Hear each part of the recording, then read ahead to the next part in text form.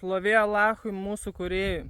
Jau kuris laikas apie islamą, apie musulmonus keliama tokia realybės neatitinkanti informacija, kad tik tai sumenkinti, pažeminti islamą, taip toliau. Tai žodžiu, yra tokie Žilvinas Jonys, toksai vienas rabinas, kelia visokią nesąmoningą informaciją apie islamą, apie musulmonus. Tai padarysiu aš jiem trumpą video.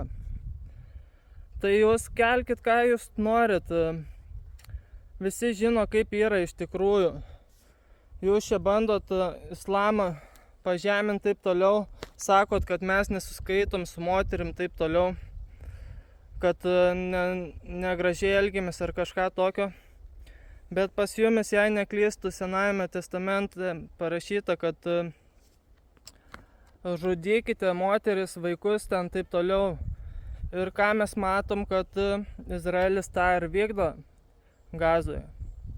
Tai jūs čia mus menkindami bandot kažkokiais aukas vaidinti, kad čia taip toliau. O pažiūrėkit, ką jūs patys darot. Tai vienas dalykas. O šiaip mačiau ir apie krikščionis, jūs čia keliat apie Jėzų, jūs Jėzų vadinat apsišaukėliu, Mariją paleistuvę.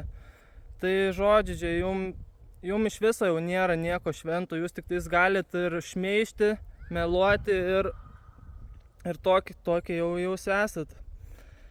Tai matot, galit stumt, šnekėt, ką tik norit, mum nelabai įdomu.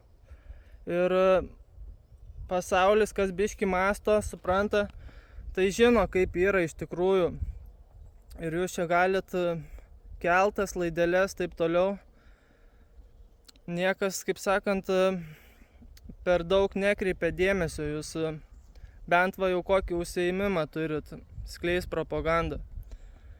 Tai va, žmonės, neprisigaukit, ten tas Žilvinas Jonys rabinas. Jūs geriau paklauskit, kokią nuomonę jo apie Jėzų, pranašą Jėzų. Taika ir ramybė jam. Aš asmeniškai ten jų net neklausau, ką ten jie šneka, nes jie ten daug šneka, naudos jokios ten. Bet ką aš norėjau pasakyti, kad jie judėjai mėgsta piknaudžiauti magijom, raganauti. Tai va, įdėsiu, galit paskaityti apie magijos rūšį, kaip jie ką ten daro, tai žodžiu, neprisigaukit.